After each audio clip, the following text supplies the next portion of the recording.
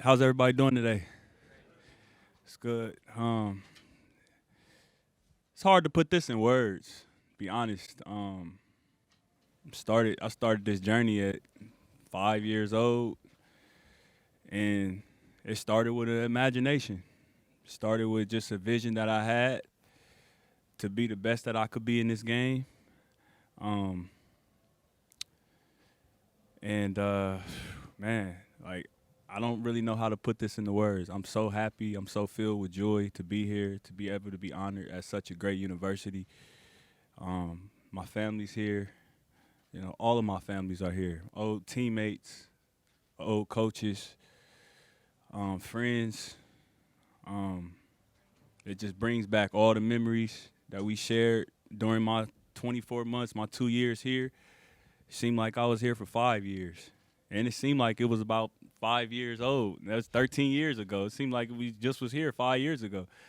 So to be able to come back here and to get my jersey put in the rafters, you know, I can't sit up here and say I never imagined it because I don't think you can do anything that you don't imagine. And that's what it started with me.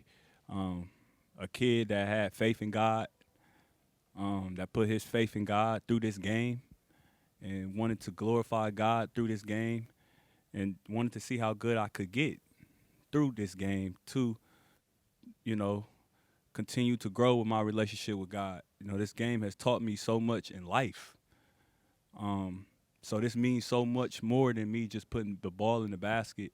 I felt like when I was here, I made an impact on people on and off the court.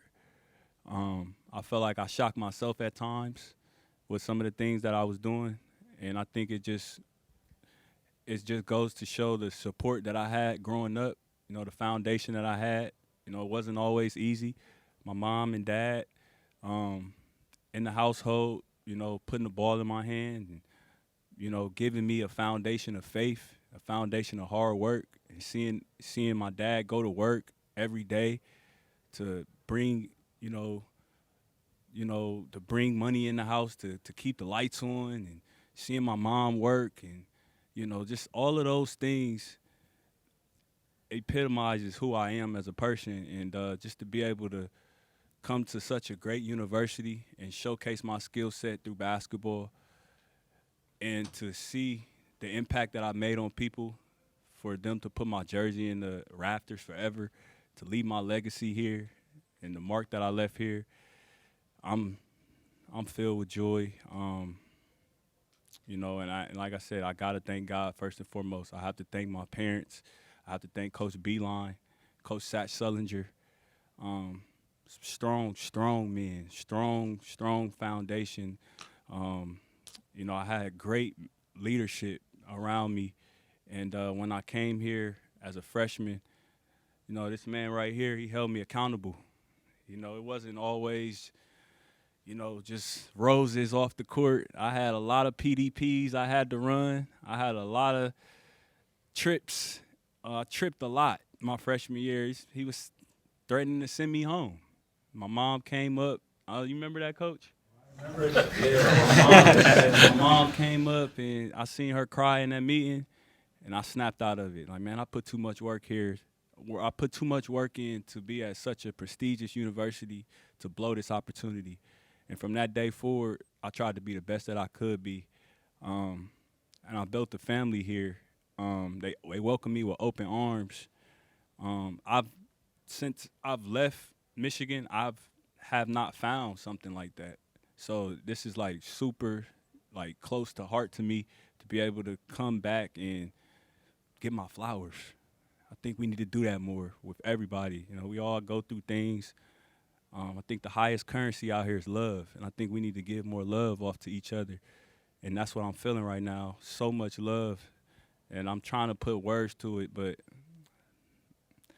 I'm just happy, man. And I'll leave it at that. I'll keep going if you guys let me. I'll go up here for an hour, 2 hours, to let you know how much I'm appreciative of this great night. Steve, you want to start us off? Yeah. Trey, and so you got it together after that. What year was that you had that conference with your mom and Coach? Freshman year. Freshman year was the first couple weeks, first semester. And it was just first time I was really away, and I had the freedom that I had. You know, you on campus, that comes with a lot of responsibility for a student athlete. Um, but I grew from it. You know, a lot of guys don't bounce back. A lot of guys, you know, that first impression is everything, especially with a guy like him. It's hard to get that first impression off. You know, he recruits you, and you do so well, and then you get on campus, and you know, you just lose focus a little bit. I think I needed that. Needed my mom and them to come, and my dad to come up here and sit down and have that conversation, so I can refocus and go on to help this team do what we all sought out to do, which is win a national championship. And you hit the shot. I think when people look at your numbers, they're going to think of, whenever they think of you, they think of that shot, the 30-foot shot. Talk about how that shot came about and everything you can remember about it. I think that whole game, you know, resembles the type of team that we had. Resilient, you know, never like giving up, down 10 points with 2 minutes and 40 seconds left. No one wants to be in that situation. Like, a lot of people left. A lot of people turned the TV off. We never stopped believing. And I say this all the time. Everyone talks about the shot, but it's all of the small plays before the shot that led up to Elijah Johnson missing the front end of a 1-and-1 that gave us the opportunity to send it in overtime. Everything had to just be one step at a time. You know, we couldn't look towards that shot. We couldn't look up and be like, look at the score. No, we stayed in the moment, made one play after another. Jordan Morgan made some huge plays. Glenn made some huge plays. Everyone played their part. And I just remember being at that line. And one thing you all would know about me is I'm big on faith. I believe in divine intervention. If you are living right, I believe that you will get blessed in what you do and what you love to do. And I just remember him going to that line, and I wanted to have a conversation with, you know, this God that we all believe in, that we know exists. We feel his power. And I'm like, man, if you could just have him miss this one shot. I know, like, you got a lot of things going on up there, but if you could just have him miss this one shot for me, I'll do the rest. And I know what that means. If he makes it, out of my control. But that ball came off, and I just blacked out, man. And once I came over half court, I crossed over. And I kind of realized I made a mistake because now I'm going towards 6'9" Young. I forget his first name for Kansas. But I'm going towards length now. And I knew I had to somehow create space to get my shot off at least. But I knew if I see the rim, it's going to go in. I'm going to make it. And I think just hours and hours of belief, using your imagination when nobody's watching. Like, I used to do crazy stuff. And I think that, you know, guys who are really comfortable in crunch time learn how to use their imagination. I used to do that so much growing up. Just 5, 4, 3, 2, 1. Imagine somebody guarding me, you know, just getting lost in the game as a kid, getting lost in the art form of basketball. And it presented itself that game. So I crossed over. Mitch sets the screen, and he falls. Best thing that could have happened. You know, I don't think I would have got the look that I got if he hadn't set that screen. If you see me step back and you see his face, if I would have looked at his face, I probably would have passed. Luckily, I didn't look at his face, you know, and I shot that shot with confidence. And I, you know, encourage every young kid out there, you know, in those moments to stay in that moment. You know, don't think about the results if you miss. Don't think about the results if you make it. Enjoy that moment, stay in that moment. And I feel like if you can figure out how to really stay in the moment, I think that shot, it goes beyond basketball. It just teaches you lessons in life on how to stay in the moment. I still use it for myself. So I'm grateful that I hit that shot, but there's just so much that went into me making that shot than just it going in. And when it snapped the net, what was your immediate thought? What's that? When it snapped the net, when it was in, it was good. Yep. What was your immediate thought? though, it's over. We knew we had them guys. We all went to the locker room. We was crying. You see Esso Akune, he's behind the locker room, or he's behind the huddle with his hands over his mouth. We all had tears in our eyes. It was just a magical moment that you can't predict, you know? And I think you have to, a team that's not together is not going to have that type of moment. That's the type of team we were. We were together. I just was telling Jordan Morgan, said there hasn't been a team that I've been a part of that I've gotten memories like this, and I enjoy. You know, close second is my high school team, but I'll always remember that run. It was super fun. Trey, do you allow yourself to wonder what if you hadn't come back for your second year and how different your career might have been? And then also the game today and with NIL, how much different your experience might have been then? Yeah, I believe everything happens for a reason. Me with that NIL money at 18, 19, you know, I was in the right era. I was in the right era. Shout out to those guys, and I wish those guys the best. But it's a lot of responsibility that comes with that. Everybody just looks at the positive side, but, you know, you have to be financially literate to take care of that money, to know what you want to do with that money, to grow it. Or, you know, it could run from you, and you can lose it, you know, and misuse it.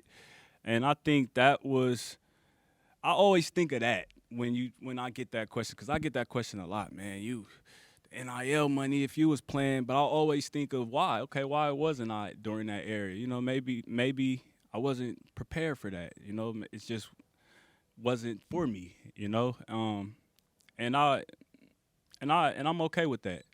But I didn't hear your first question. Your first question, I want to make sure I answer that one as well. Did you ever think about what would have happened had you left after that first year? Great question. Again,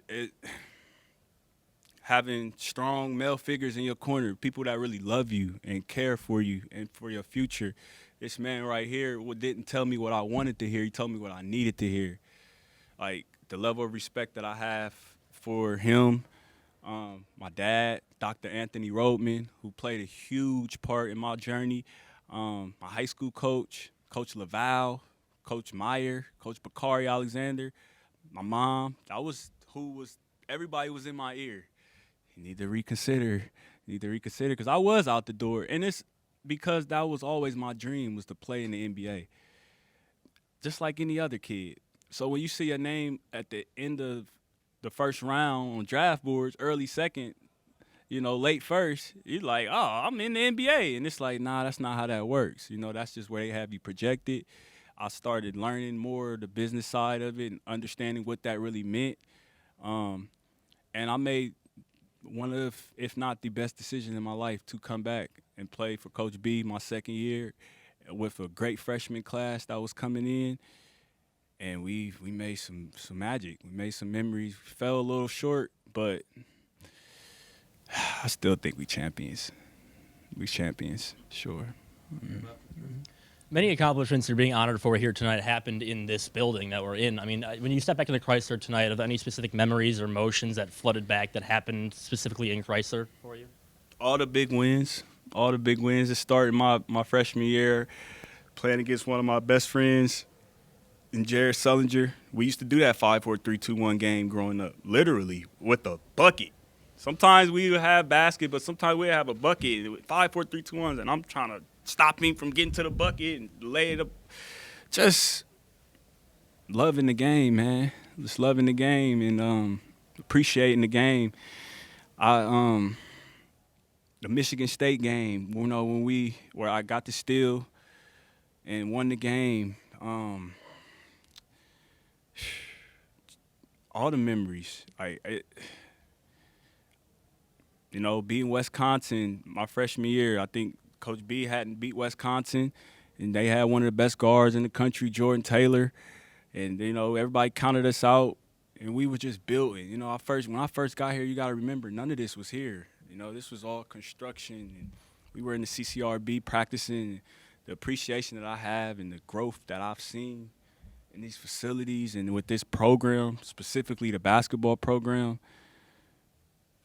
like I'm grateful to be a part of it. Trey, by the way, your teammate Paulie, still a friend of mine, says hi to you. You played in Mexico with him now, I understand. Yeah, tell him I say hi. I will do that. So what the transition from college to the NBA and now where you're playing in Mexico, talk about that. And do you look back at Michigan? Yeah, those were the best years like a lot of players seem to do. Yeah, I mean, it's levels. It's levels from high school to college to the pros. You know, from when I made that jump from high school to college, I remember like thinking like, man, can I keep up this ethics of work, the amount of work that I had to put in to translate from being a high school player to a college player? Can I keep that up? Prove that to myself. And then same thing with the league. Once I got to the league, you know, I dealt with more life things in the league. You know, you don't have as much structure as you do in college. You know, you got school, you know what I mean? You have study table and things of that nature. In the league, it's like, you know, everything is really you're getting tested with everything because you have so much free time, things of that nature. And that's why my message to young, don't be in a rush. Don't be wrong. I see comments all the time saying he should have came back another year. And when I used to hear that, I used to get mad. But now I think about it as like, I mean, I should have reconsidered it. You know what I mean? But you think about it, you win all the National Player of the Year awards. You know, you get to the big game, didn't win it. You know, I kept hearing you have nothing else to prove. But the mental side of it and continuing to develop as a person before you go into that highest level is pivotal. It's pivotal because I dealt with some things that, you know, crept on the court, off the court, and you have to be accountable with that. You have to hold yourself accountable before you point the finger at anybody. And that's why I felt like I had a roller coaster career in the NBA. Could play with the best of them. You know, being on the court with Stephs and the LeBrons and, you know, and having 30s against guys like that and proving it to myself that I could play with the best of them, it was always the consistency of it.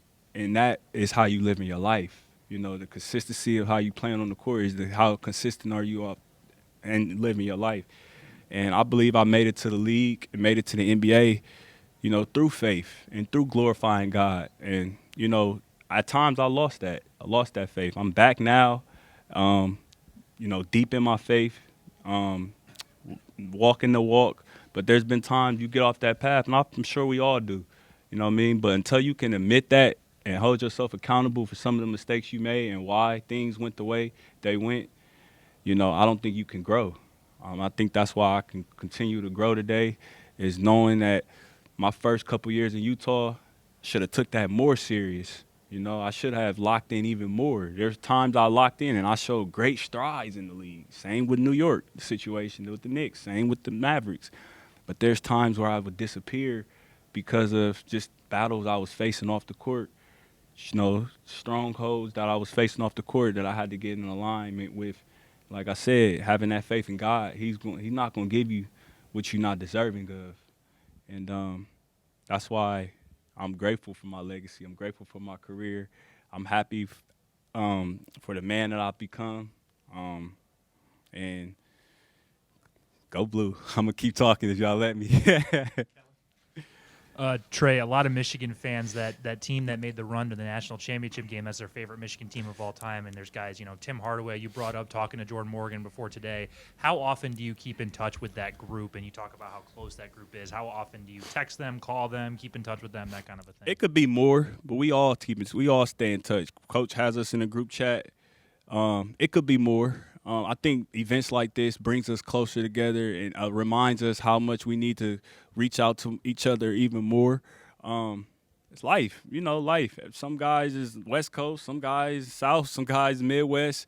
Everybody is figuring things out if they don't have things figured out. And life is moving. You know, time stops for no man. So these type of events and reconnecting with my guys in the flesh and actually being able to touch them, talk to them, you know, I think it enhances us as continuing to reach out to each other and do it more. And it reminds us that we need to do this more, and we need to check in on each other more outside of just basketball. Yeah, Trey, you alluded to the meeting with Beeline your freshman year, and I think everybody faces some level of imposter syndrome in whatever walk of life they're in. I wonder, when do you feel that you became the Trey Burke that everybody knows you are now? The summer going from my freshman year to my sophomore year, I knew that I had to go to another level. Like I said, man, I really wanted to go to the NBA after my freshman year, and I hid it from Coach B for a long time, because Coach B always told us 4 years, man, you gonna put your bags down, and his intentions was always good. He was building something, you know what I mean? That's every coach's dream. The coaches don't want guys just coming in and leaving out and things of that nature. And my intentions wasn't bad, that I wanted to be one and done. It's hard to explain when you're 18, 19, and you see your name on that board, and you're just like, hey, I'm right here. And once I sat back, like I said, had that conversation with them, made the decision to come back. So I can't be the same Trey Burke next year. I have to be, Coach Beeline, kudos to him. He said, what do you want? What would you want to come back? It's a national championship, man. I want to be in that game. I want to win a national championship, and that, those words, you can't just say those words and not, everyone. I feel like a lot of teams say that, but, we had just had a first-round exit my freshman year. It was a sour taste in my mouth. And when I came back, I was like, okay, I got a freshman class coming in. I need to do more than just be a quiet assassin. I wasn't quiet my freshman year, but I was a little more quiet because Zach, Stu, 4-year leaders, these guys was setting the bar as leaders. I knew I had to step it up in that area my second year with these young guys coming in. I had to be more of a leader, had to be the example, had to be the one coming in early, coming in late, things of that nature. And I think that was the culture that was built that allowed us to have the run that we had. Trey, when fans look up into the rafters and see your jersey up there, what do you hope that they think or feel about your time here at Michigan? I want them to think about not only the basketball player, but the person, the family man that I am, the faith that I just wore on my sleeve. I've always been a late bloomer, never got the attention right away. I had to work for it. Never was like just physically, naturally gifted. Started off slow. My dad used to always be like, man, you slow, but you crafty.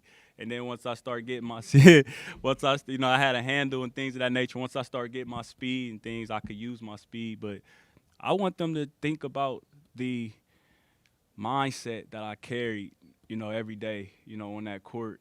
I want them to think about me as a winner, and